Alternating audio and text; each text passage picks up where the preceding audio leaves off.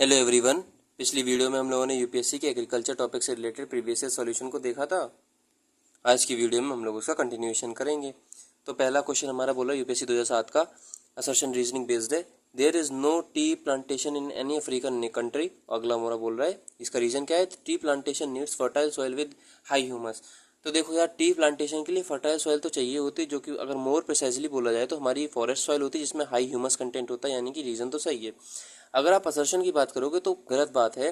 हाँ, T Africa का native नहीं है, लेकिन अफ्रीका में 3 ऐसी कंट्री हैं जिसको हम लोग बोलते हैं थैंक यू नाम से। याद करने की मैंने ट्रिक बनाई थी। कैसे? Tanzania, Kenya, Uganda.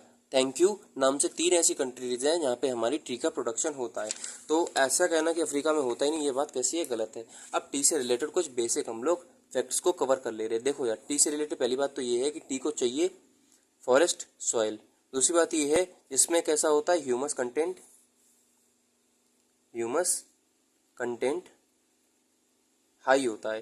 दूसरी बात यह है कि टी के लिए जो टेम्परेचर चाहिए वो टेम्परेचर होता है हमारा तकरीबन 24 से लेकर 30 डिग्री सेल्सियस। अगली बात हम लोग को याद रखनी है कि टी को रेनफॉल तकरीबन 150 सेंटीमीटर चाहिए होती है। और ब्लैक टी ऐसी होती है जिसमें लीव्स का क्या होता है, फर्मेंटेशन होता है। फर्मेंटेड लीव्स होती हैं, फर्मेंटेड। जबकि हम लोग जब ग्रीन टी की बात करते हैं तो उसकी लीव्स कैसी होती हैं, अनफर्मेंटेड होती हैं। ये हम लोगों ने फर्मेंटेड, ये टी के बारे में बेसिक जानकारी जान ली। अब टी के बारे में अगर हम लोग स्पेसिफिक और जानते हैं तो हम लोग को एक बात पता होना चाहिए कि टी में 2 चीज़ें होती है, एक होता है कैफीन, दूसरा होता है हमारा टैनिन। कैफीन टैनिन हो गया। उसके बाद हम लोग को एक बात और पता होनी चाहिए कि India is the second largest tea exporting country. Second largest है tea exporting country, second largest exporter है। अच्छा, अच्छी बात है। सेकंड लार्जेस्ट तो कितना है, तकरीबन 21% इंडिया का ग्लोबल शेयर है टी के मामले में। हम लोग को एक बात पता होनी चाहिए, अगर टी को हम लोग इंडिया के रेस्पेक्ट में देखें तो सबसे पहले इंडिया में ब्रह्मपुत्र डेल्टा जो है सबसे पहले इंडिया में टी का वहाँ पर प्रोडक्शन शुरू हुआ था। उसके बाद हम लोग को ये पता है कि West Bengal is a classical example of tea production. जहाँ पर कहाँ पे होता है तो हम लोग को पता है दार्जिलिंग, जलपाईगुड़ी, दार्जिलिंग हो गया, जलपाईगुड़ी हो गया, और फिर एक और है कोच बरार, COOCH, कोच बरार, BEHAR। कोच बिहार ऐसी डिस्ट्रिक्ट है जहाँ पे हमारा क्या होता है, कोच बिहार, दार्जिलिंग और जलपाईगुड़ी, जहाँ पर हमारा टी का क्या होता है, प्रोडक्शन होता है। साथ साथ हम लोग को एक और बात देखनी है कि साउथ इंडिया में बात करेंगे तो नीलगिरी और कार्डमम ऐसी हिल है, कार्डमम ऐसी हिल्स हैं जहाँ पर हमारा टी का प्रोडक्शन होता है। हम लोग को एक और बात याद रखनी है क्या, कि केवल और केवल वर्ल्ड में हम लोगों ने देख लिया कि 21% जो टी है वो हमारी वो इंडिया से आती है, जिसमें इंडिया में हाईएस्ट टी जो है तकरीबन 53% इंडिया के टी का प्रोडक्शन हमारा असम अकेले अकेले करता है। तो वेस्ट बंगाल नहीं करता, असम करता है। ये हम लोगों ने टी के बारे में बेसिक फैक्ट जान लिया। अगला सवाल हमारा क्या बोल रहा है, अगला सवाल हमारा बोल रहा है डल्फिकिया species is associated with of the following. ये किससे एसोसिएटेड है? तो इसका आंसर सही क्या होगा, रोजवुड होगा।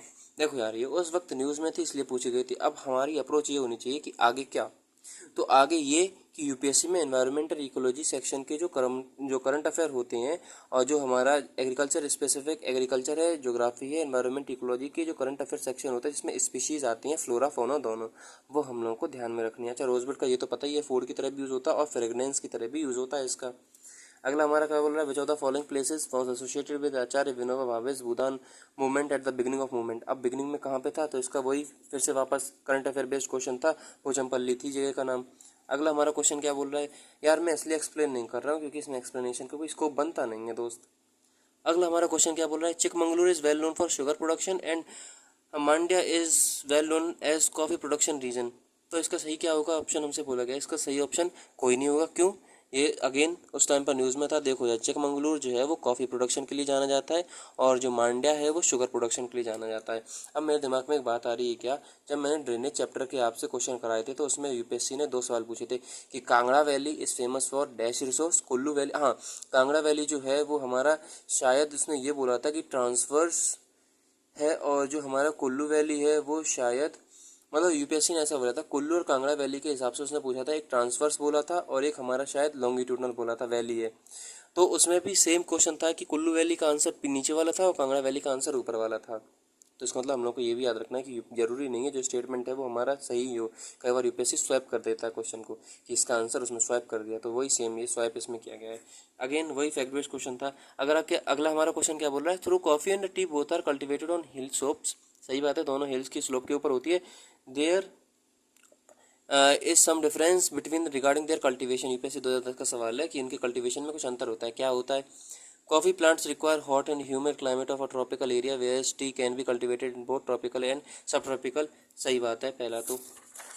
दूसरा हमारा क्या बोल रहा है, coffee is propagated by seeds but tea is propagated by steam cutting only। देखो यार, ऐसा जरूरी नहीं है कि कॉफ़ी केवल ऐसा हो, कॉफ़ी जो होती है वो भी इस मेथड से हो जाती है, यानी कि स्टेटमेंट 2 गलत है, पहला सही है।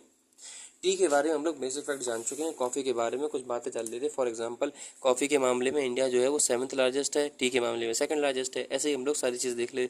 कॉफ़ी का अगर बात करोगे हम लोग, तो कॉफ़ी हम लोग को ये पता है कि कॉफ़ी को ग्रो करने के लिए तकरीबन 25 से लेकर 28 डिग्री सेल्सियस का क्या चाहिए, तापमान चाहिए। अब आया वीडियो में। दूसरा हम लोग को एक बात याद रखनी, क्या कि कॉफ़ी जो है उसके लिए हम लोग की जो सॉइल है वो लोमी सॉइल होती है। चाय के लिए कैसी सॉइल थी, तो चाय के लिए हमारी फॉरेस्ट सॉइल थी, जिसमें हाई हाई हमारा क्या होता है, ह्यूमस कंटेंट होता है। कॉफ़ी की 3 वेराइटीज़ होती हैं, सबको पता है बच्चे बच्चे को। एक हमारा होता है अरेबिका, दूसरा हमारा होता है जिसको हम लोग बोलते हैं रोबस्टा, और तीसरा हमारा होता है लाइबेरिका। लाइबेरिका 3 है। इसमें से हम लोग को एक बात पता होनी चाहिए, क्या कि जो रोबस्टा का कल्टीवेशन है वो अरेबिका के ज़्यादा होता है इंडिया के मामले में। अगली बात हम लोग को ये भी पता होना चाहिए कि इंडिया का केवल और केवल 70% जो है, फॉर एग्जांपल इसमें 53% असम का आता है, तो इंडिया का 70% कॉफ़ी का प्रोडक्शन कर्नाटका में होता है। कर्नाटका में भी अगर आपको और जानना है तो क्या हो गया हमारा बाबा बुदन हिल्स। हम लोग को एक और बात याद रखनी है, क्या कि जब हम लोग विद रिस्पेक्ट टू कॉफ़ी याद एक चीज़ देखते हैं, तो हम लोग को एक बात होनी चाहिए कि इंडिया जो है वो 7th लार्जेस्ट पावर है with respect to coffee production. और अगर परसेंटेज में जानना है तो 7th लार्जेस्ट वैसे, और परसेंटेज के मामले में 3.7% है। इसके साथ वेस्टर्न घाट है जिसमें तमिलनाडु है, केरला है, कर्नाटका है। तमिलनाडु है, केरला है, कर्नाटका है। ये कैसी होती कॉफ़ी प्रोडक्शन एरिया होती। तो कॉफ़ी के बारे में हम लोगों ने बेसिक फैक्ट्स जान लिए।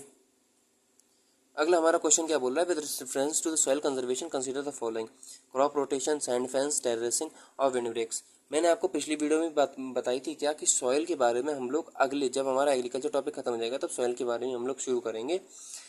वैसे इसका सही आंसर ये हो जाएगा, सैंड फेंस जो है वो इंडिया में यूज़ होता नहीं है। हम लोग से ये पूछा गया कि इंडिया में कौन कौन सा यूज़ होता है, तो इंडिया में सैंड फेंस के अलावा ऑप्शन 1, 3 एंड 4 का यूज़ होता है। अब ये क्या होता है क्या नहीं होता, अगले चैप्टर में हम लोग डिटेल में देखेंगे आराम से। सॉइल इरोजन क्या होता है, डेनुडेशन क्या होता है, वेदरिंग क्या होता है, सॉइल इरोजन को हम लोग कैसे बचा सकते हैं।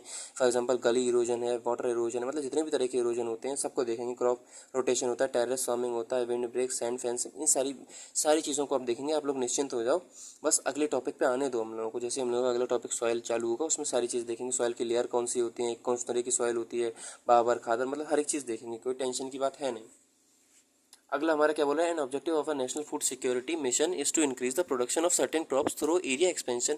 सही बात है, एरिया एक्सपेंशन करना है हमें। And productivity enhancement in sustainable manner, बिल्कुल सस्टेनेबल मैनर में हमें करना है। In identified district of a country what are those crops. अब वो है कौन कौन सी क्रॉप्स, तो इसका सही आंसर क्या होगा, ऑप्शन नंबर बी होगा। अब क्यों होगा, इसलिए होगा क्योंकि ये उस वक्त न्यूज़ में थी।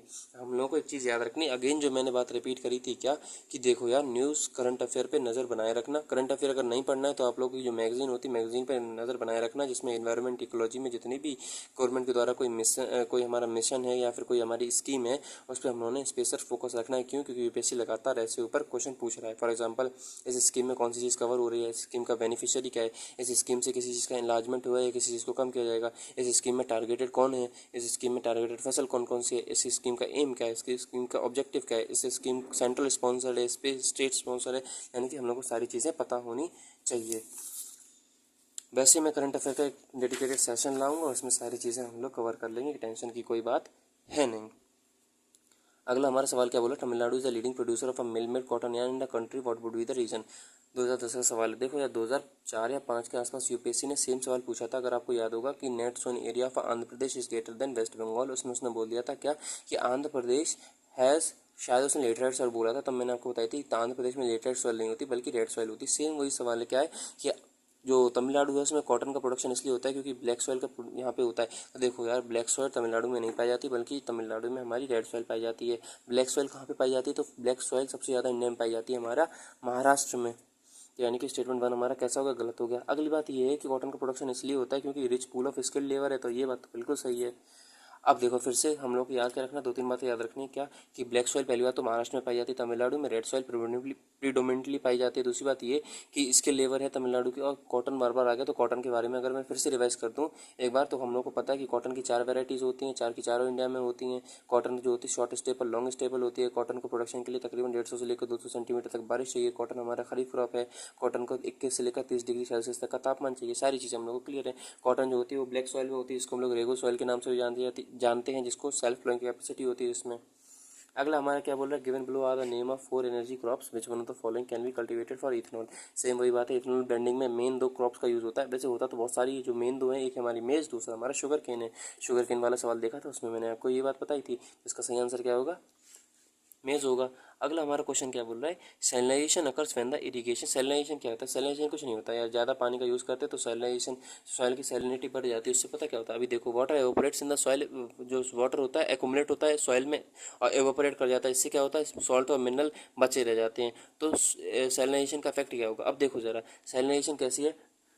इरिगेशन की एक प्रॉब्लम है, मॉडर्न इरिगेशन जो ग्रीन रेवोल्यूशन के बाद जो हमारा ट्यूबवेल वगैरह आए थे उसमें इसका जो एक प्रॉब्लम उभर के आई थी, वो प्रॉब्लम क्या थी, हमारी सैलिनाइजेशन थी, वन ऑफ द प्रॉब्लम। अब एक प्रॉब्लम है तो सीधी सीधी बात है, प्रॉब्लम का इफेक्ट हमेशा नेगेटिव ही होता है, पॉजिटिव तो होता नहीं। अब ऑप्शन नंबर 1 क्या हमारा बोल रहा है, it greatly increase crop production. Common sense से कह देंगे भैया, देखो सवाल की लैंग्वेज से हमें ये समझ में आया कि what are the effect of salinization on irrigated land, यानी कि क्वेश्चन नेगेटिव सेंस में है और इसका आंसर पॉजिटिव सेंस में हो सकता है। कॉमन सेंस हमारा ये तो मना कर रहा है। अगला क्या बोल रहा है, it makes some soil impermeable, यानी कि सॉइल जो है इम्परमिएबल होगा, जो मिनरल्स वगैरह है वो सॉइल में अंदर नहीं जाएंगे। हाँ हो सकता है, क्यों, क्योंकि फॉर एग्जांपल मान लो ये हमारी मिट्टी है, इसके ऊपर अगर एक लेयर बिछ गई है तो ये लेयर जो है वो इम्परमिएबल हो जाएगी और मिनरल्स को अंदर नहीं जाने देगी। ठीक है, हो सकता है। अगला हमारा क्या बोल रहा है, इट रेजेस वाटर टेबल। अब एक बात बताओ, इससे वाटर टेबल जो है वो हमारी बढ़ेगी यार, ये तो पॉजिटिव इंपैक्ट हो गया, यानी कि कॉमन सेंस हमारा ये तो कह नहीं रहा है। अगला हमारा क्या बोला, it फिल्स the air space in soil with water. और ये यानी कि वही इनडायरेक्टली बात हो गई कि वाटर का रिटेंशन हो जाएगा, तो ये भी नहीं हो सकता। तो सीधी सीधी बात है, ऑप्शन नंबर बी होगा। वैसे सैलिनाइजेशन जो है वो सॉइल से रिलेटेड टॉपिक है, इरिगेशन से रिलेटेड टॉपिक है, उसको हम लोग उस टॉपिक में ज़्यादा अच्छी तरह से देखेंगे। बहरहाल सवाल था तो मैंने इसको आपको लूजली हैंडल करना सिखा दिया। तो यार कोई सजेशन हो कमेंट में मुझे ज़रूर बताना। 2007 तक के मैंने 2011 तक के सवाल कर लिए, अब ज़्यादा नहीं, बस थोड़े और सवाल बचे हैं। अगली वीडियो में हम लोग और जोश के साथ मिलेंगे। कोई सजेशन हो ज़रूर मुझे कमेंट में बताना मेरे भाई। टिल देन, जय हिंद, जय भारत।